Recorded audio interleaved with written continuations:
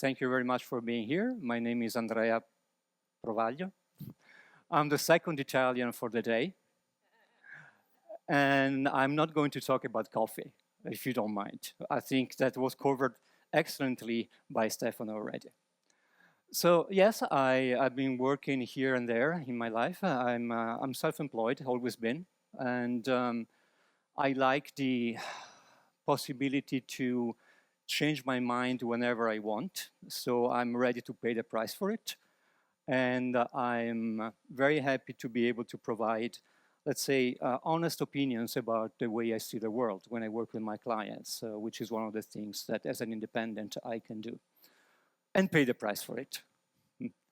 So today I'd like to tell a story that starts way back in the past and looks at the future. The title, of course, it's kind of provocative. It's Agile is flawed because it works too well.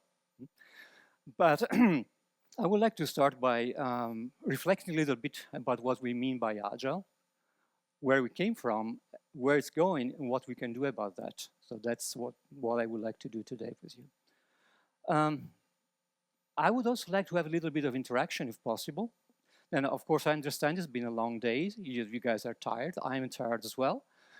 So you don't have to interact with me, but I'm giving the opportunity to. Okay. Okay, good. So let's move on. So one thing that always struck me about Agile is where it came from. And I mean, I'm a guy. I look at a lot of sci-fi movies, and for me, Agile it came out of the kind of like two singularities colliding. Okay? And so one of the singularities is this one, is that what we do in our industry is something that was never done by humankind before. So we have an industry, and that started in the 70s and the 80s, but we have an industry that is based on creating products that are completely immaterial, things that you cannot touch, you cannot smell, you cannot weigh. So the products we create have zero materiality, which is a bit confusing for very material individuals, beings as we are. So we do not work well with things that we cannot touch and see and smell and so on. It requires a lot of abstraction to be able to do that, to think as these kind of products which have an architecture, they have information inside, there are some processes inside. I mean, they are products, except that they are completely dematerialized. So it requires a little bit of abstraction, the kind of abstraction that physicists have, or musicians have, or mathematicians have, but it's not very common. So it can be confusing. When we created an industry around that, that was amazing. It was a singularity, never happened before in the history of mankind. And the second singularity is that what happened is that a bunch of people who were passionate about what they were doing, working in this industry, decided to find new ways of doing this new thing that we were doing. And so Agile was, if you look at all the management methodologies starting from 78, so way before Taylor, they were all methodologies designed, usually sometimes from objective observation, but they were basically designed by someone, and then they were brought down on operational people from the top, right? So this was a grassroots movement, Agile. It was something that came from the bottom, because at the bottom, we wanted to do things better. Okay? And that's another thing that never happened in the history of mankind. This kind of, I'm talking about business organizations. I'm not talking about revolutions. I'm not talking about social things. I'm talking about business organizations. Okay, never happened before. Okay. So these two singularities collided and created what at least they originated what we call today Agile software development. That's what it was called back in the days. So there's a quote from a book which I love. It's kind of a dated book, one of the best ones, in my opinion. It's Extreme Programming Explained by Kent Beck. Second edition in this case, I will also quote a little bit of the first edition, but in the second edition, the first paragraph, the first chapter is this one. Okay? Kind of a long sentence to read, so I'll give you time to digest it slowly. Because there are a few words in there that really struck me. Even today, I know I read this and it strikes me. It is so powerful, so rich, so full of, well, we'll talk about that. So here are the words that stayed with me a lot, these ones. Okay? Social change. It's not organizational change, it's social change. Okay? Letting go of habits and patterns. Okay? Us doing our best work. I mean, can you read the passion in there? Okay, us doing our best work. Okay, giving up defenses, feeling exposed, and produce something. Okay, very, very powerful. 20 years ago. Okay, and second edition. The first edition is even before. So I mentioned I would like you to interact with me a little bit if you want to. You don't have to. I'm just offering the opportunity. And I'm actually offering two opportunities to interact with me. One is Slido. So you can just use your phone, go to that URL and type something in if you don't feel like talking. If you feel like talking, I'm here. And the question is, when you read those words, especially the ones in black, what comes to your mind? Which kind of thought, feeling, emotion, memory, what comes to your mind? Yes?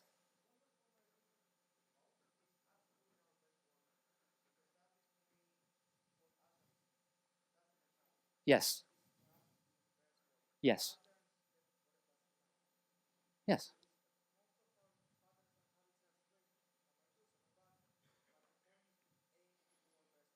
Yep, I agree with you. I mean, this was designed around this desire of doing our best work, even if it is hard, even if we need to expose our feeling, even if we need to abandon things, even if we need to whatever, but we want to do our best work.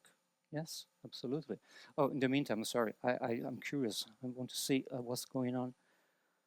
You guys have been lazy. Yeah, no, okay. No. Okay. So these are the things that come to your mind, okay? Reading one paragraph, okay? Yes, please.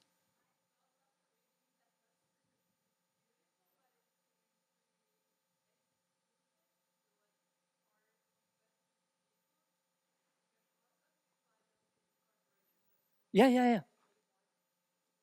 Totally agree with you. We're getting there. Thank you. Thank you for pointing that out. Yeah. So it is exclusive to a certain level. But anyway, wrap.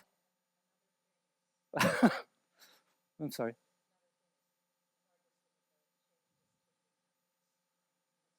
I'm sorry. So, I'm going to repeat them for the. Yeah, the hardest things about change is changing habits. Yes. Okay, good. I need to move on. So let's go back to the slides. Oops, here, no. I'm messing up. Yes, I am. Okay, now, a few more things I want to talk about. Do you believe, and that connects to what you were saying, do you believe that the things that you have written down or shared with us, are they prone to create friction with the organization? Okay.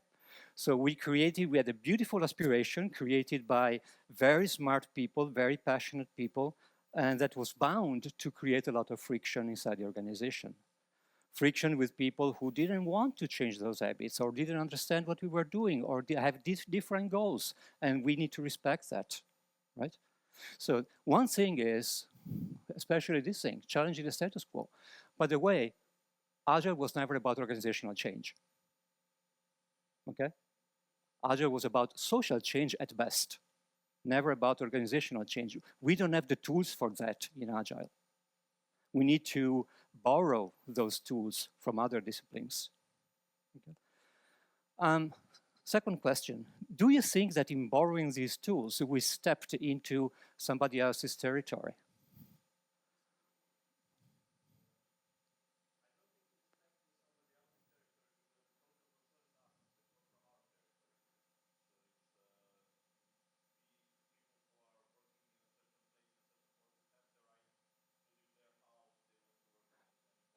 You know, yes, I'm sorry. I didn't express myself well. What I mean is um, the people who created the agile practices and so on, they were not psychologists, as far as I know.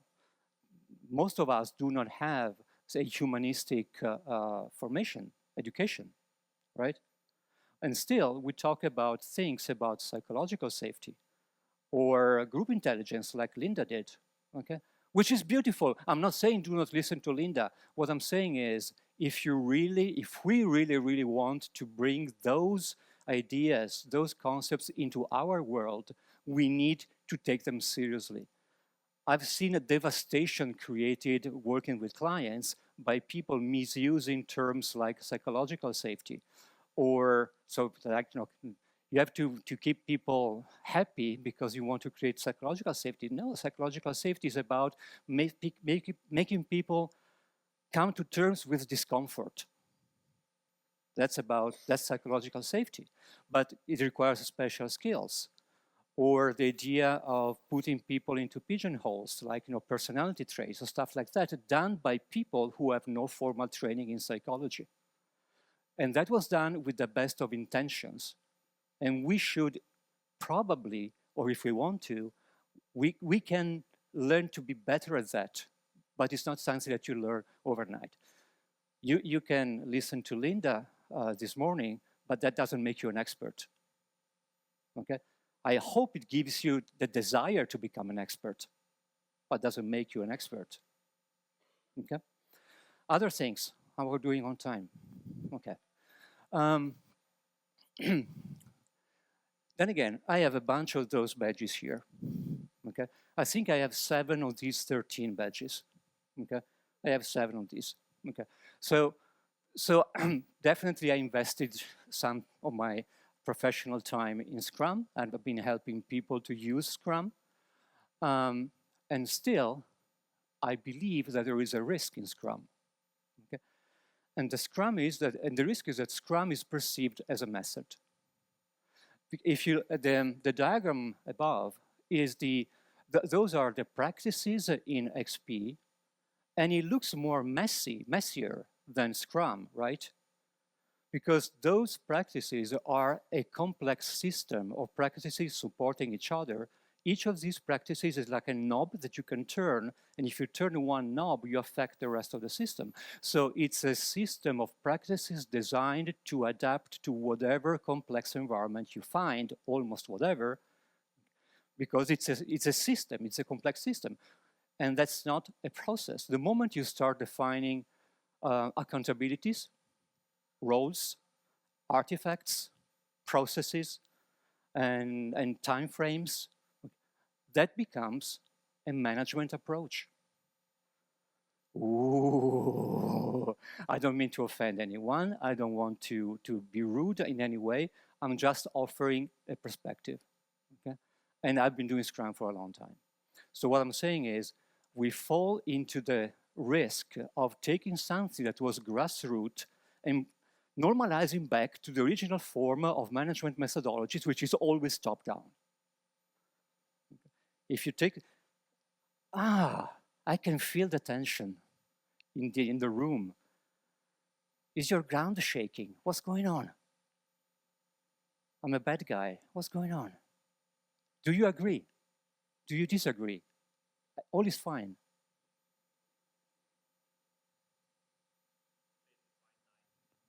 It's a fine line, yes. Sorry, where are you? Didn't see you. Yes. Yes. Yes. The reason why I'm saying that is because I've seen Scrum most of the time in practice used as a management methodology, rather than a lightweight framework.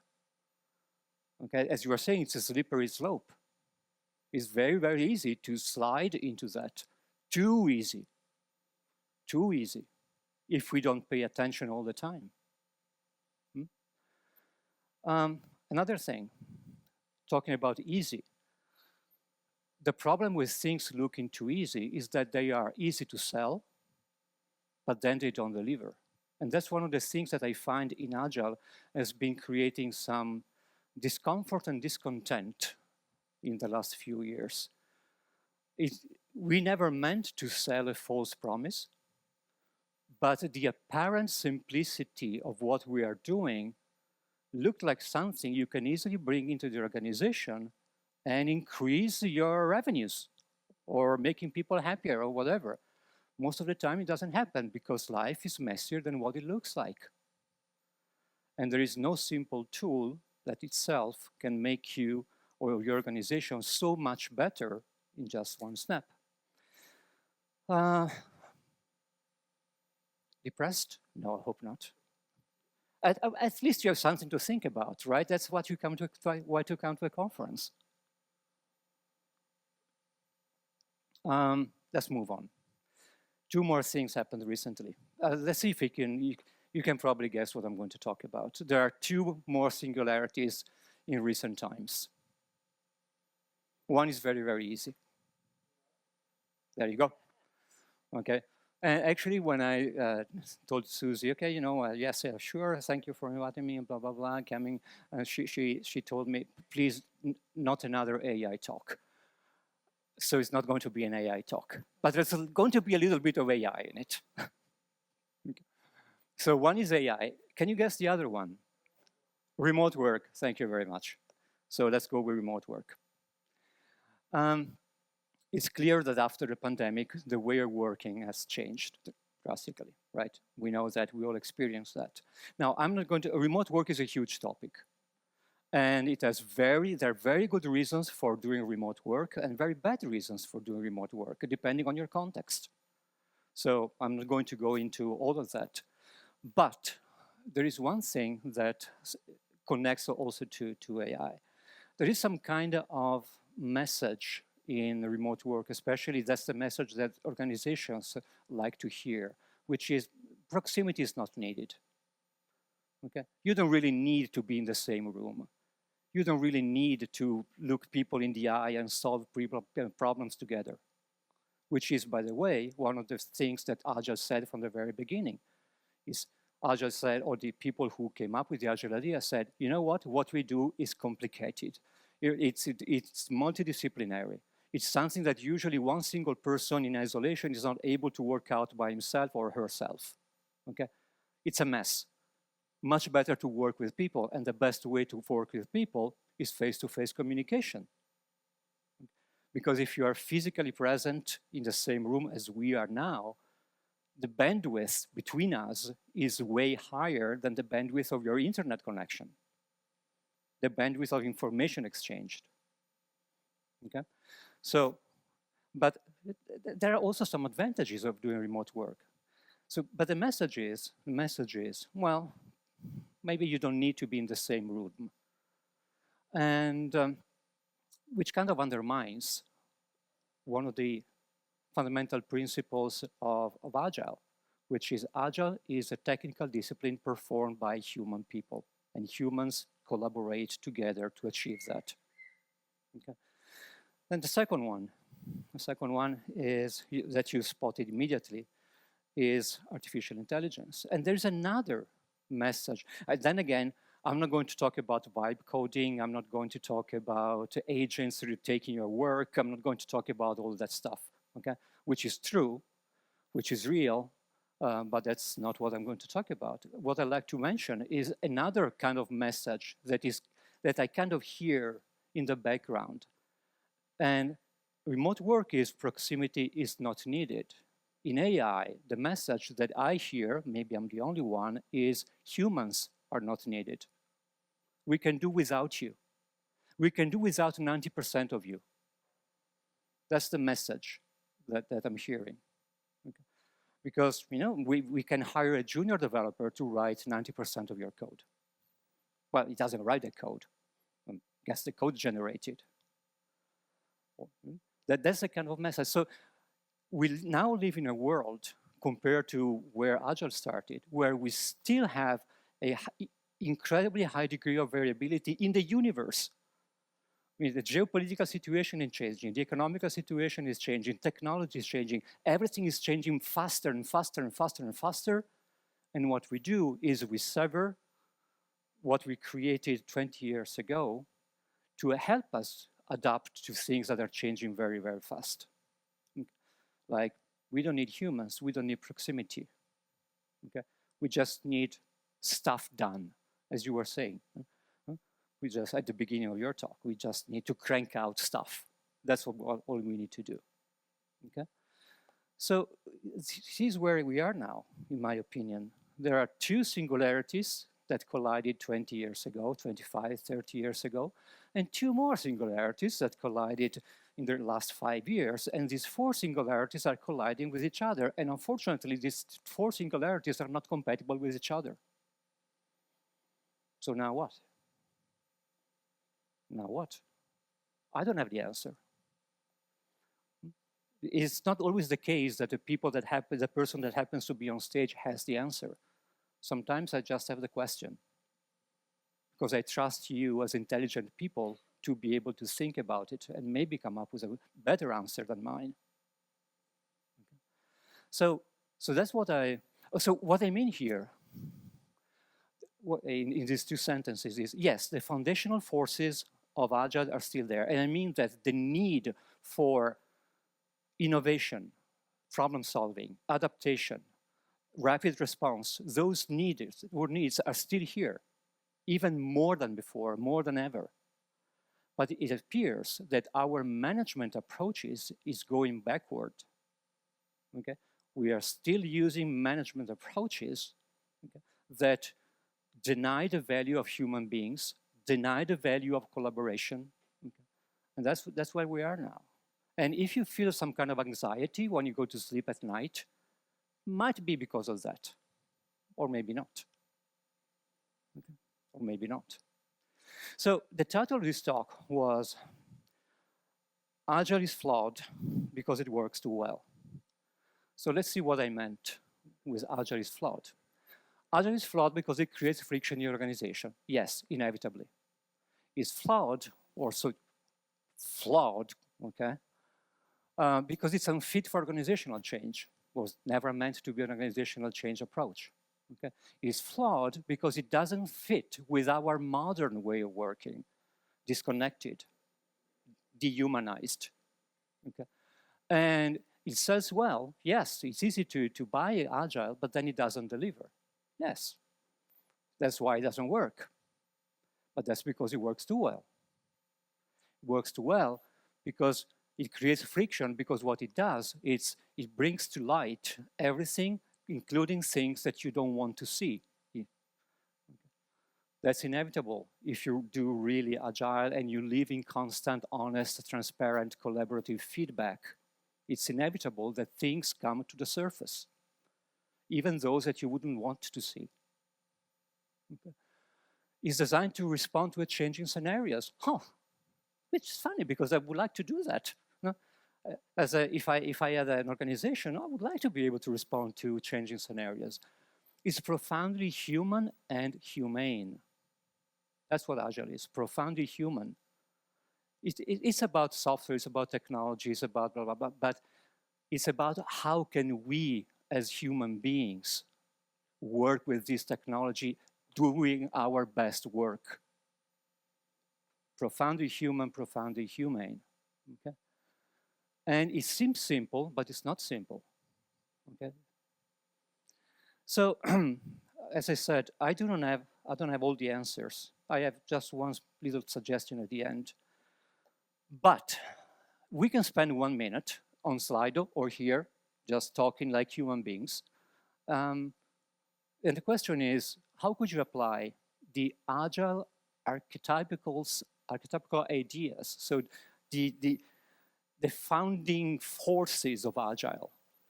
how can we apply those today to the benefit of organizations, business, and the people in the organizations and the people using your products. If you have any idea, just write it down on Slido or share it in the room. We are all friends here, more or less.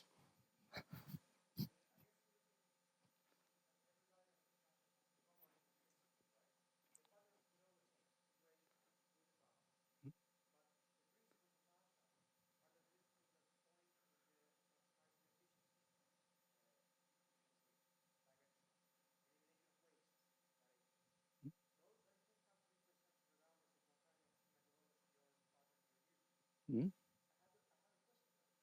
Oh, okay. I had a question. Then we have a question. Okay. No, you go. Is unfit for Sorry. In the previous slide, it says that agile mentality is unfit for organizational change. But doesn't that collide with all of the examples we have about successful agile transformation in companies? For example, Spotify that we mentioned before, because I saw the Spotify videos of how they created a methodology, and I really like it. And I think that is a very agile mentality what they did. So, is it that unfit?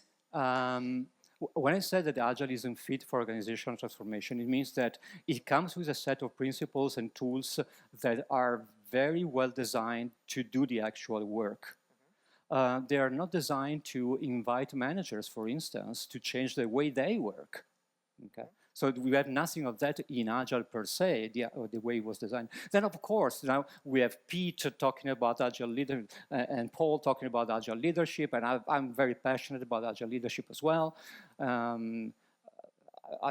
You know that I work with Diana there. So we do have a lot of people who are very passionate about that. So, but what we're trying to do is, then again, to apply the bring some of the Agile DNA into these old, not so new approaches, okay? So you mentioned Spotify. The Spotify model was never meant to be a model. It was just a snapshot in time of what they were doing at the moment. And the reason why it worked for them is because they were constantly changing the model itself. Okay. I think the reason it worked for them is because they took the pure agility of it. They didn't say, I will take this methodology and use it. They say, we will use whatever it works for us. And they documented the whole process. Yep. Yes, absolutely. I'm sorry, I'm trying to go to the next.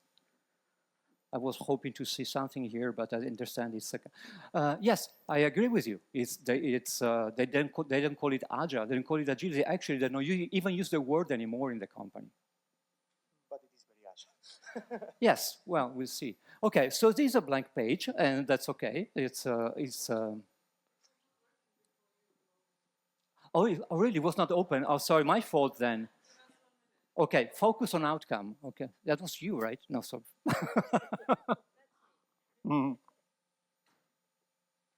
Pete, I didn't see you there. Sorry.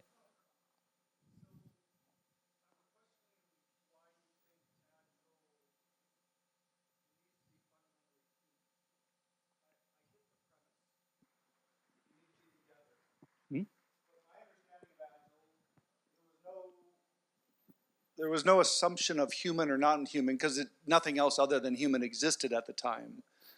But to me, it was about diversity, cross-functionality, getting different minds in the same room. But to turn that into human, to me, seems unnecessary. Like you could design 5 agile or AI bots, taking different mindsets, collaborating together. Couldn't that essentially accomplish the agility principle of diversity and collaboration? No, not alone. Yes, you need to understand. But Diana wants to say something. And who am I to stop Diana? Okay. This morning, I saw on your slide where it said people over process. And that's not what the manifest says. It says individuals and interactions. And the interactions is the really important part there. That's collaboration. That's working together. It's how we interact. No, no, No. no, it's implicit. Actually, I wanted to stress it out. Yeah. It's Well, when we implicit, get yes. down to customer collaboration, we're talking about humans. Yes. Yes. Well, and you're right. At the time, it was the only game. It was the only game. Yeah. I suspect if we polled those folks, yeah. Right. Yeah. True. Sure. Yeah. True. No, Yeah. I agree with you. It's implicit, yes. So there is there's something now that I believe you can also see the other answers on your phone, right? So, but for those of you who are not using Slido, that's what we have. Focus on outcome, people first, increase the flow of ideas between brains, be prepared to be wrong, and all good suggestions, all good suggestions. And okay, communication is key, even online, I totally agree. Okay, but I think we are done with time. So let me just close this part. Oops. Go here. So I mentioned that there was just one more thing I wanted to suggest, and that's my 2 cents, and is this. Never set for the one right way. Okay. That's it, including mine. Okay. Never settle for the one right way. The moment you do that, you fall back into a mechanistic view of the organization, you fall back into Taylorism, you fall back into buying something cheap because it looks appealing, but then it doesn't work. Never settle for the one way that works, because there is none that always work. Okay. But we can get better. What I'm suggesting basically is what we're doing is way harder than what you would like to think. And we need to try harder. That's I think is my message. Okay.